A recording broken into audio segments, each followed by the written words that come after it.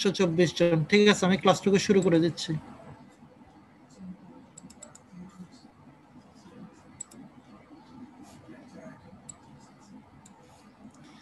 তাহলে দেখো, কমপ্লিমেন্ট সিস্টেমটুকু তোমাদের পরীক্ষার জন্য খুবই গুরুত্বপূর্ণ। সো কমপ্লিমেন্ট সিস্টেমে আমি তোমাদেরকে আগে বলছি, এটা একটা ফুটবল ম্যাচের মতো, যেখানে কমপ্লিমেন্ট প্রোটিনগুলা সবাই রোল প্লে করে। ঠিক আছে, একটা ফুটবল ম্যাচে যেমন প্লেয়ার থাকে, কমপ্লিমেন্ট সিস্টেমগুলো প্লেয়ার, এবং এই প্লেয়ারগুলোকে রেগুলেট করার জন্য রেফারি থাকে। কিছু কিছু কমপ্লিমেন্ট প্রোটিন আছে যেগুলো কিনা পুরো কমপ্লিমেন্ট সিস্টেমটাকে রেগুলেট করে রেফারির মতো।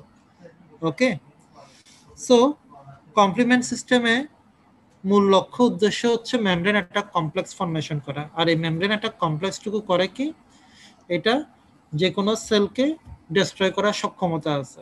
এটা ব্যাকটেরিয়াল সেল হোক, হিউম্যান সেল হোক, বা অন্য যে কোনো সেল হোক।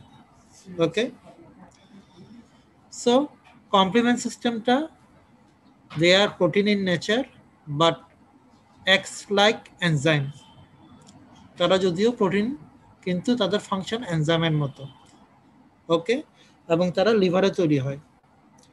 কমপ্লিমেন্ট সিস্টেমের দুইটা ফ্র্যাগমেন্ট, একটা হচ্ছে তোমার ফ্র্যাগমেন্ট এ, আর একটা হচ্ছে গিয়ে ফ্র্যাগমেন্ট বি। ফ্র্যাগমেন্ট বিটা লার্জ এবং এটা মেইন সিকোয়েন্স অফ ইভেন্টসে থাকে, আর ফ্র্যাগমেন্ট এ স্মলার ফ্র্যাগমেন্ট, এটা বিভিন্ন রকম কাজকর্ম করে থাকে। তো বেসিক্যালি আজকে আমরা কমপ্লিমেন্ট সিস্টেম যে ফ্র্যাগমেন্ট এ আছে সেগুলো নিয়ে আলোচনা করব, তারা আসলে কি কি কাজ করে। So according to discovery, complement system C1 থেকে C9 এরা খুবই গুরুত্বপূর্ণ। মেইনলি এরাই কমপ্লিমেন্ট সিস্টেমের যে ফাংশন গুলা এরাই মেনটেন করে থাকে।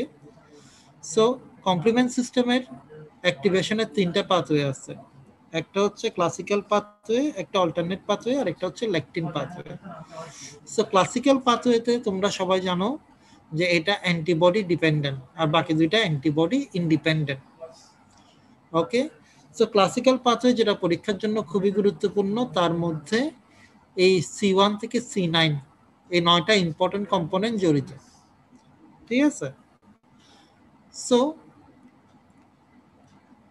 ক্লাসিক্যাল পাথওয়ে, অল্টারনেট পাথওয়ে এবং লেকটিন পাথওয়ে সবারই একটা জেনারেল ফর্মুলা আছে, যে প্রথমে শুরু হবে ইনিশিয়েশন অফ পাথওয়ে, তারপরে formation of C3 convertase, formation of C5 convertase, তারপরে হচ্ছে মেমব্রেন অ্যাটাক কমপ্লেক্স ফরমেশন।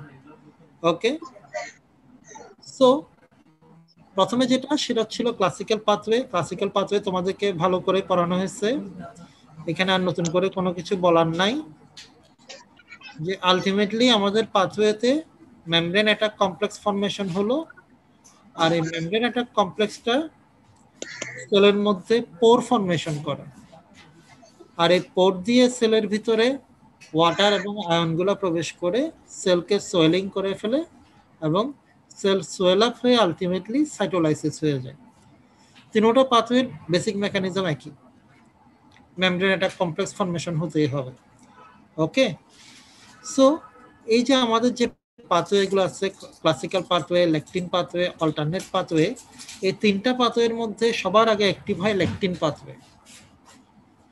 যদি এমন একটা ব্যাকটেরিয়া বা মাইক্রো অর্গানিজম প্রবেশ করে যার কাছে ম্যানোস রেসিডিউ আছে, সেই ম্যানোস রেসিডিউর সাথে ম্যানোস বাইন্ডিং লেকটিন বা ম্যানোস বাইন্ডিং প্রোটিন বাইন্ড করবে, আর এই বাইন্ডিং হওয়ার পরপরই তোমার লেকটিন পাথওয়েটা স্টার্ট হয়ে যাবে। ঠিক আছে, সো ক্লাসিক্যাল পাথওয়েতে C1 থেকে C9 9টা কম্পোনেন্ট ছিল। ঠিক আছে, সো লেকটিন পাথওয়েতে গিয়ে যেটা হয়, C1 টুকু সরে যায়, C2 থেকে C9 থাকে, তার সাথে আরো কিছু কম্পোনেন্ট অ্যাড হয়। কম্পোনেন্টগুলো কি কি ছিল? C2 থেকে C9 ম্যানোস binding lectin, MASP1, MASP2। এরা এই MBL, MASP1, MASP2 এই তিনটা যখন তোমার ইয়ার সাথে বাইন্ড করবে, একটা ম্যানোস রেসিডিউর সাথে বাইন্ড করবে, তখন তারা C1 এর মতো কাজ করবে। C1 স্ট্যাটাস, যে অ্যাক্টিভেটেড C1 কে আমরা বলি C1 স্ট্যাটাস, সেই C1 স্ট্যাটাসের মতো কাজ করবে। এবং পরবর্তী পাথওয়ে গুলো সব ক্লাসিক্যাল পাথওয়ের মতো হবে। এটা আমি গত ক্লাসে বলছি। তুমি যদি ক্লাসিক্যাল পাথওয়ে মনে রাখতে পারো, ল্যাকটিন পাথওয়ে তুমি অবশ্যই মনে রাখতে পারবে, খালি স্টার্টিংটা একটু ভিন্ন, আর বাকি সবগুলো স্টেপ একই রকম।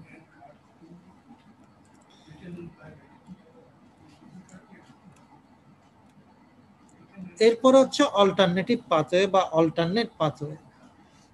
এখানে C1 থেকে C9 এর মধ্যে ক্লাসিক্যাল পাথওয়েতে যেটা ছিল, সেখান থেকে 3টা কমপ্লিমেন্ট বাদ যাবে, C1, C2, C4। তার পরিবর্তে ঢুকবে ফ্যাক্টর বি, ফ্যাক্টর ডি, প্রোপারডিন। তারা কিছু রোল প্লে করবে। সো আলটিমেটলি যেটা হয়, এটাও তোমাদেরকে গত ক্লাসে পড়ানো হয়েছিল, যে অল্টারনেটিভ পাথওয়েতে কিছু ইনিশিয়েটর থাকে। এই ইনিশিয়েটরগুলো যদি অ্যাক্টিভ হয় বা শরীরে প্রবেশ করে, তাহলে তোমার অল্টারনেটিভ পাথওয়েটা অ্যাক্টিভ হয়ে যাবে। ওকে, এবং তার কিছু সিকোয়েন্স অফ ইভেন্টস আছে। সো সিকোয়েন্স অফ ইভেন্টস গুলো তোমাদেরকে আমি গত ক্লাসে অ্যানিমেশনের মাধ্যমে দেখাইছি, এগুলো নিয়ে আর আলোচনা করব না। সো একটা জিনিস মনে রাখতে হবে, যে C3 কনভার্টেজ এবং C5 কনভার্টেজ ক্লাসিক্যাল পাথওয়ে এবং ল্যাকটিন পাথওয়েতে কার দ্বারা ফরমেশন হয়, দ্যাট মিন্স কম্পোনেন্ট গুলো কি। অল্টারনেটিভ পাথওয়েতে C3 এবং C5 কনভার্টেজ কার দ্বারা ফরমেশন হয়। অল্টারনেটিভ পাথওয়েতে দেখো C3b BB দ্বারা C3 কনভার্টেজ ফরমেশন হয়। ওকে, আর C3b BB 3b দ্বারা C5 কনভার্টেজ ফরমেশন হয়। এটা একটু মনে রাখতে হবে। আর তোমার C3 convertase in case of classical পাথওয়েতে কার দ্বারা ফরমেশন হয়েছিল, C4b 2b দ্বারা। আর C5 convertase C4b 2b 3b দ্বারা। এটা একটু মনে রাখতে হয়, ঠিক আছে। সো এই 3টা পাথওয়ে সম্পর্কে তোমাদেরকে পড়ানো হয়েছে। সো আলটিমেটলি এই 3টা পাথওয়ের মূল লক্ষ্য উদ্দেশ্য হচ্ছে গিয়ে সাইটোলাইসিস করা, মেমব্রেন একটা কমপ্লেক্স ফরমেশন করে সাইটোলাইসিস করা।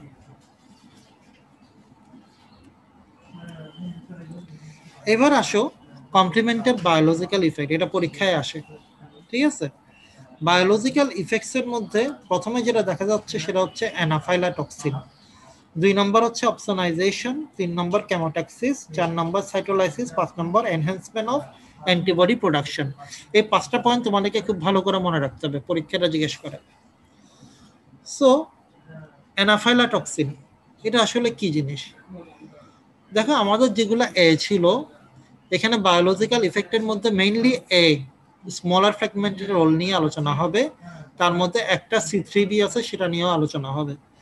সো দেখো C3A 4A 5A যারা মেইন ইভেন্টে ছিল না কিন্তু অন্য ফাংশন করছে। সো অন্য ফাংশন গুলো কি? অন্য ফাংশনের মধ্যে একটা হচ্ছে যে অ্যাক্ট অ্যাজ অ্যানাফাইলাটক্সিন। এটা কি জিনিস?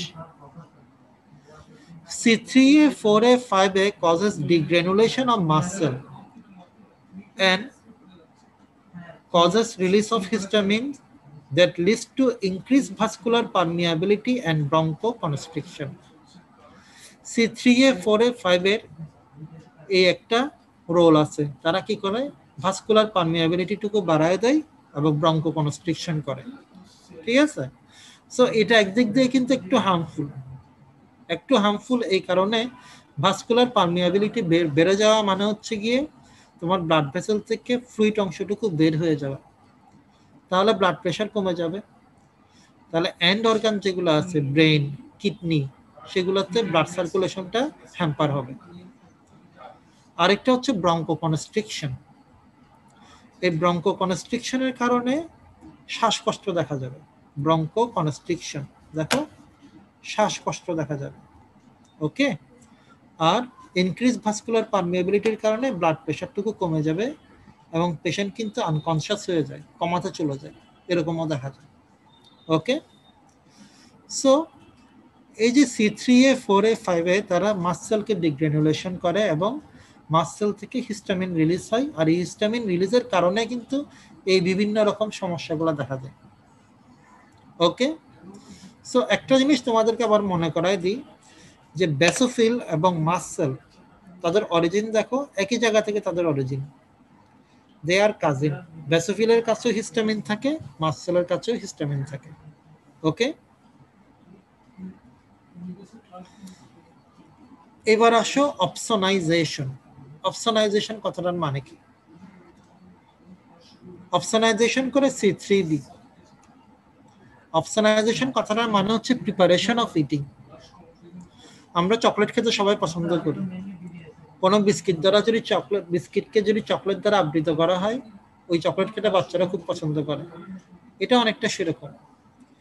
So it is a process by which an antigen is coated by antibody or complement that facilitates the effective phagocytosis. তোমাদেরকে আমি যখন নিউট্রোফিল পড়াইছিলাম, সেল অর্গান সলিউবল কম্পোনেন্ট, ওখানের মধ্যে নিউট্রোফিলের কাছে দুইটা রিসেপ্টরের কথা উল্লেখ করছিলাম। একটা হচ্ছে ইমিউনোগ্লোবুলিন জি এর রিসেপ্টর, আর একটা হচ্ছে C3B রিসেপ্টর। ওই সময় তোমাদেরকে বলা হয়েছিল যে দুইটা শব্দ মনে রাখবা, প্রয়োজনের সময় দেখবা এটা কাজে লাগছে।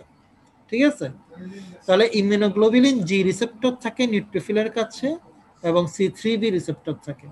মানে আমাদের যে ম্যাক্রোফেজ এবং নিউট্রোফিল থাকে তাদের কাছে C3B রিসেপ্টর এবং ইমিউনোগ্লোবুলিন জি রিসেপ্টর থাকে, যার কারণে কোনো একটা অ্যান্টিজেন প্রবেশ করলে, একটা মিনিট, একটা ফোন ধরতে হবে। হ্যালো, আসসালামু আলাইকুম স্যার। হ্যাঁ, হ্যাঁ, ভালো আছেন? আপনার কি অবস্থা স্যার? ভালো আছেন আপনি? আচ্ছা, গতকালকে জয়েন করছেন?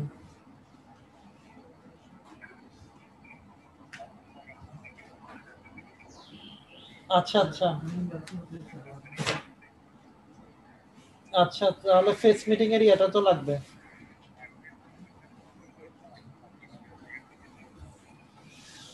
আমি আমি আসলে নভেম্বরেরটাও দিয়ে দিতে যাচ্ছি যে আমাদের, হ্যাঁ, আমরা মিটিংটা করে ফেলছি, রেজলিউশনটা রেডি করা একটু বাকি আছে আর কি। তো এখানে আসলে স্টুডেন্টদের কিছু বক্তব্য আছে আর কি। হ্যাঁ, ওগুলো সহ ইনক্লুড করে আমি, হুম, হুম। আজকে হচ্ছে আমি আমি আপনাকে এটা কালকে দিই, কালকে সকালে। এখানে এখানে আমি আসলে এই কারণে দেরি হচ্ছে কি, ওই যে হারুন সাহেব আমাদের পার্সেন্টেজ স্কুল, বুঝছেন, উনি পার্সেন্টেজ স্কুল একেবারে রেডি করে দিচ্ছে না। বারবার নক করি, উনি পার্সেন্টেজ স্কুল একদম রেডি করে দিচ্ছে না, বুঝছেন, কেমন যেন একটা গরিমসি। তো অ্যাকচুয়ালি মানে ওই কারণে আমার এই জিনিসটা আটকে আছে যে বিগত 2 মাসের যে আমাদের একটা কম্পাইল পার্সেন্টেজ স্টুডেন্ট, উনি যে 3 ডিপার্টমেন্ট 4 ডিপার্টমেন্ট আছে রেডি করতেছে না, বারবার নক করে আছে, সকালেও ফোন করছি, ফোন ধরে না। তো এটা নিয়েও একটা আলোচনা হবে। আমি এটার জন্য ওয়েট করছি যে বাংলা স্টুডেন্টদের পার্সেন্টেজ যারা 75% কম, সেগুলো তো উল্লেখ থাকতে হবে। হ্যাঁ, তো এই, হ্যাঁ, হ্যাঁ, হ্যাঁ,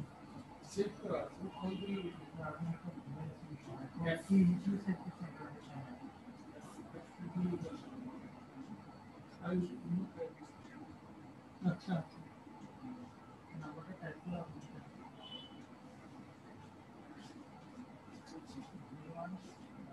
আচ্ছা,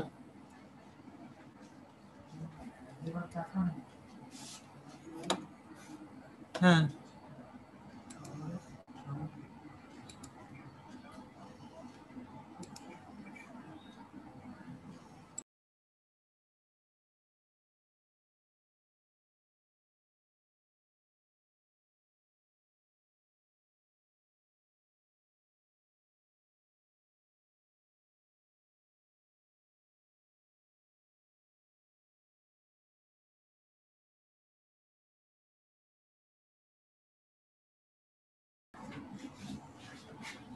ইয়েস স্যার, শুনতেছি।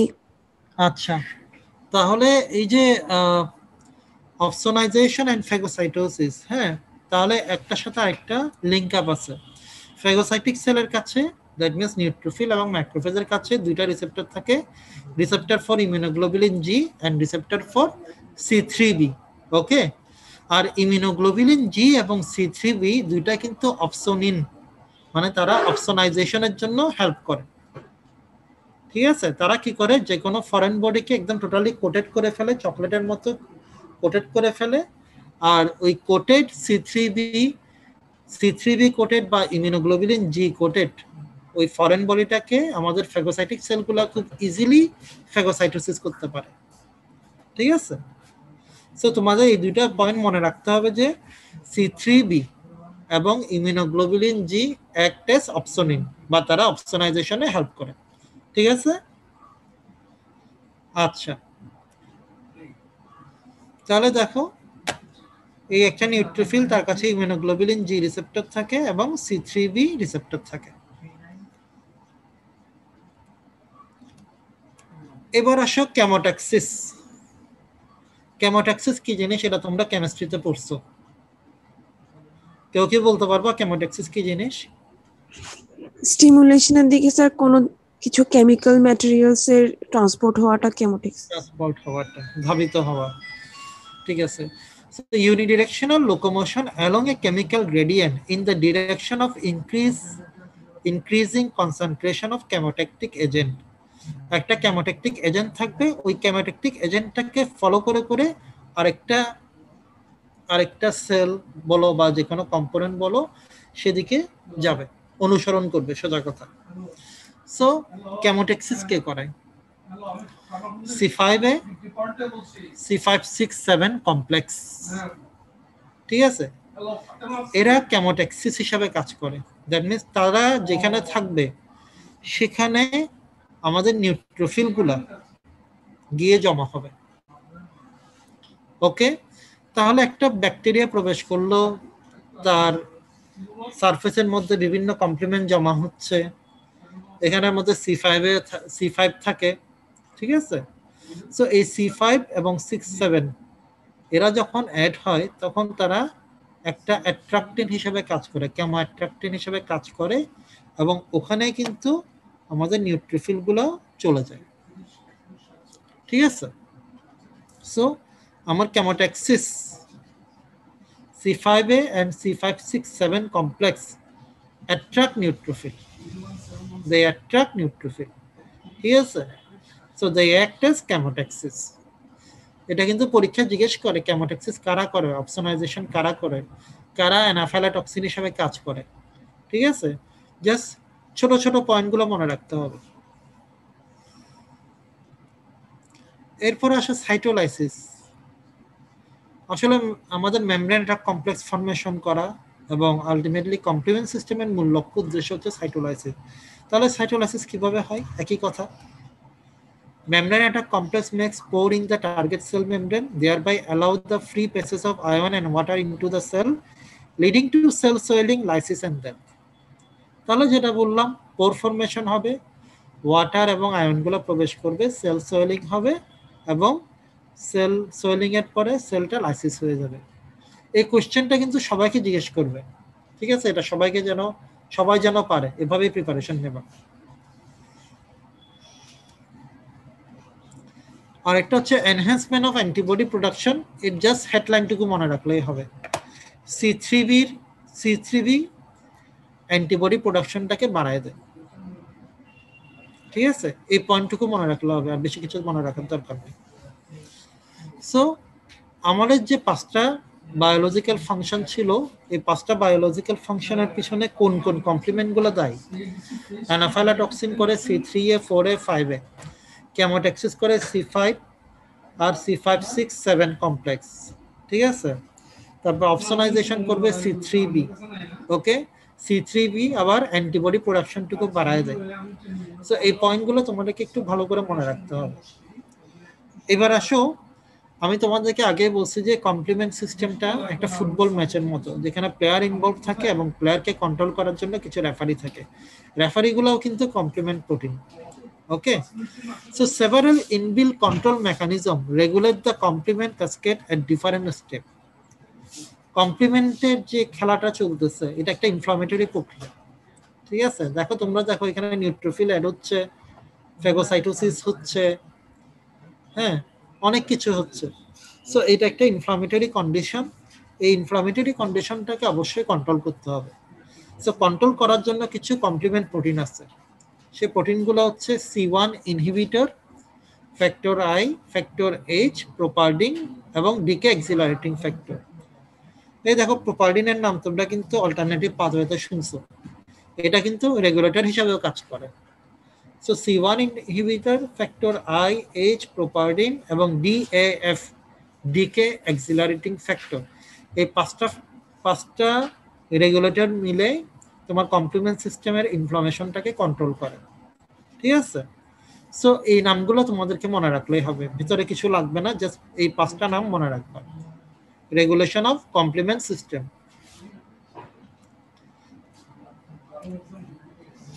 এবার আসো, তোমার শরীরে যদি কমপ্লিমেন্ট প্রোটিনগুলো না থাকে তাহলে কি সমস্যা দেখা যাবে, এটাও পরীক্ষা জিজ্ঞেস করে।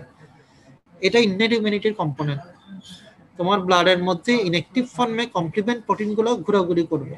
এখন তোমার শরীরের মধ্যে কমপ্লিমেন্ট প্রোটিন নাই, তাহলে তোমার কি সমস্যা হবে? একটা হচ্ছে গিয়ে ইনফেকশন হওয়ার সম্ভাবনা অনেক বেড়ে যাবে। It leads to infection and autoimmune diseases. ঠিক আছে, ইনফেকশন এবং অটোইমিউন ডিজিজ হওয়ার হার অনেক বেশি বেড়ে যাবে যদি কমপ্লিমেন্ট সিস্টেম না থাকে। ওকে, এই দুইটা পয়েন্ট মনে রাখতে হবে। তার মধ্যে দেখা যাচ্ছে কমপ্লিমেন্ট প্রোটিন যদি ডেফিসিয়েন্সি হয়, তাহলে যদি C3 ডেফিসিয়েন্সি হয় তখন সিভিয়ার রিকারেন্ট পায়োজেনিক সাইনাস দেখা যায় এবং রেসপিরেটরি ট্র্যাক্ট ইনফেকশন দেখা যায়। C3 যদি ডেফিসিয়েন্সি হয় তাহলে এই দুটো সমস্যা দেখা যায়, এবং C5 থেকে C8 যদি না থাকে তাহলে নাইসেরিয়া ইনফেকশন, তোমরা জানো নাইসেরিয়া গনোরি এবং নাইসেরিয়া মেনিনজাইটিস, দুইটা নাম তোমরা জানো। এই ইনফেকশনগুলো হওয়ার সম্ভাবনা অনেক বেড়ে যায় যদি কমপ্লিমেন্ট C5 থেকে C8 না থাকে। ঠিক আছে, ল্যান্স রিভিউতে এতটুকুই লেখা আছে, অন্য বইতে আরো বেশি আছে, তো আমরা ল্যান্স রিভিউতে থাকি। এই দুইটা পয়েন্ট তোমরা মনে রাখবা, C3 না থাকলে কি সমস্যা হয়, C5 থেকে C8 না থাকলে কি সমস্যা হয়। ওকে, আরেকটা দেখো, কমপ্লিমেন্ট রেগুলেটরি যে প্রোটিনগুলোর নাম পড়াইছি। স্যার এর আগের স্লাইডে স্যার আরটিআই মিনিংটা কি? Respiratory tract infection. Respiratory tract infection, এই যে আমাদের লাংস রিজিয়ন যেটা আছে, মানে ফেরিংস থেকে শুরু করে লাংস পর্যন্ত যে ইনফেকশনটা হয় সেটাকে বলা হয় রেসপিরেটরি ট্র্যাক্ট ইনফেকশন। তোমার যে গলা ব্যথা হয় সেটাও কিন্তু রেসপিরেটরি ট্র্যাক্ট ইনফেকশন। তোমরা অ্যানাটমিতে রেসপিরেটরি সিস্টেম পড়ছো না? এই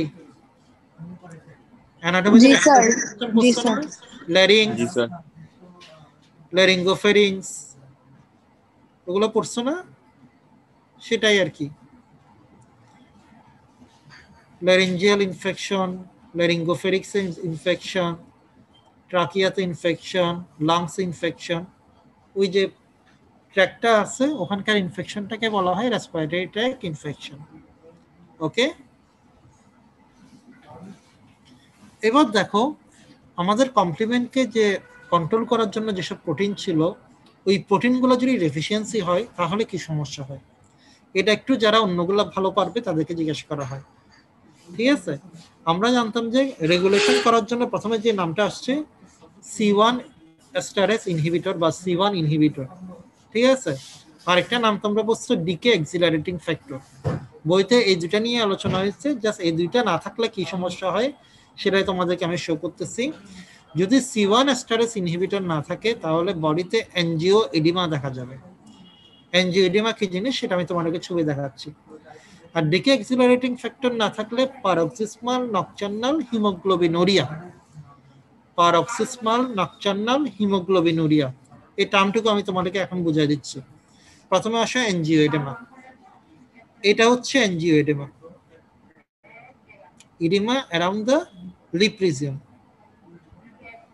ঠিক আছে, এটা মেইনলি হচ্ছে তোমার লিপ রিজিয়নের মধ্যে এডেমা ডেভেলপ করে। ওকে, এনজিওএডেমা। আর paroxysmal nocturnal hemoglobinuria, জাস্ট এই টার্মটুকু উল্লেখ করতে পারলে এক্সামিনার খুশি হবে। তারপরে এটা আমি বলতেছি এটা কি জিনিস। এটা হচ্ছে মাঝে মাঝে রাতের বেলা আরবিসি ব্রেকডাউন হয় এবং আরবিসি ব্রেকডাউন হয়ে হিমোগ্লোবিনটা ইউরিনের মাধ্যমে পাস করে। এর নাম হচ্ছে paroxysmal nocturnal hemoglobinuria। paroxysmal মানে হচ্ছে মাঝে মাঝে, নকটার্নাল মানে হচ্ছে গিয়ে রাতে, আর হিমোগ্লোবিনুরিয়া কথাটার মানে হচ্ছে গিয়ে হিমোগ্লোবিন ইউরিন দিয়ে পাস করবে। তো হিমোগ্লোবিন তো আর এমনি ফ্রি পাওয়া যায় না, হিমোগ্লোবিন ইউরিন দিয়ে পাস করতে গেলে অবশ্যই আগে আরবিসি ব্রেকডাউন হতে হবে। তাহলে ব্যাপারটা কি দাঁড়ালো, মাঝে মাঝে রাতের বেলা আরবিসি ব্রেকডাউন হয়ে যায় এবং হিমোগ্লোবিনটা ইউরিন দিয়ে পাস করে, paroxysmal nocturnal hemoglobinuria। ওকে, তাহলে এই দুইটা পয়েন্ট এনজিওএডিমা এবং পিএনএইচ, এই দুইটা পয়েন্ট তোমরা মনে রাখলেই হবে। এবং এটা আমি আগে বলে রাখছি, যারা একটু ভালো পারবে তাদেরকে জিজ্ঞেস করবে, ঠিক আছে? সো আমাদের কমপ্লিমেন্ট সিস্টেমটুকু শেষ। এখানে কি পয়েন্ট কি কি ছিল? The complement system comprises a group of serum protein, many of which exist in inactive form. It is present in all normal individuals in their blood. Complement activation occurs by the classical, alternative, or lectin pathway, each of which is initiated differently. Biological effect of complement কি কি? Anaphylatoxin, opsonization, chemotaxis, cytolysis, enhancement of antibody production. So আমরা যে পড়াগুলো পড়লাম, ওই পড়ার মধ্যে তোমরা অনেক ইম্পর্টেন্ট পরীক্ষার জন্য ইম্পর্টেন্ট কোয়েশ্চেন পেয়ে যাবে। একটা হচ্ছে কমপ্লিমেন্ট কাকে বলে, 2 নম্বর হচ্ছে কমপ্লিমেন্ট পাথওয়ে কিভাবে অ্যাক্টিভ হয়, ক্লাসিক্যাল পাথওয়ের বর্ণনা, এটা পরীক্ষায় আসে। তারপরে হচ্ছে তোমার C3 C5 কনভার্টেজ কিভাবে ফর্মেশন হয় in case of this 3 pathway, membrane attack complex কিভাবে একটা সেলকে ডিস্ট্রয় করে, what are the biological effects of complement system, এই কম্পোনেন্টগুলো সব জানতে হবে। কেমোটক্সিস কে করে, কে অ্যানাফাইলোটক্সিন হিসেবে কাজ করে, ওকে, কে অপসোনাইজেশন করে। তারপরে যেটা জানতে হবে সেটা হচ্ছে গিয়ে আমাদের কমপ্লিমেন্ট যদি ডেফিসিয়েন্সি হয় তাহলে কি সমস্যা দেখা দেবে। আর একটা হচ্ছে কমপ্লিমেন্ট রেগুলেটরি প্রোটিন, যারা ভালো পারবে তাদেরকে জিজ্ঞেস করবে প্রোটিনগুলোর নাম কি, আর যে দুইটা প্রোটিন দেখালাম ওই দুইটা প্রোটিন ডেফিসিয়েন্সি হলে কি সমস্যা হয়। সো আমাদের কমপ্লিমেন্ট সিস্টেমটুকু শেষ। আজকে এতটুকু পর্যন্ত থাকলো। আজকে স্টুডেন্ট দেখি অনেক কম, 26 জন মাত্র। হঠাৎ এই সমস্যা কেন? টোটাল 26, এত কম কেন?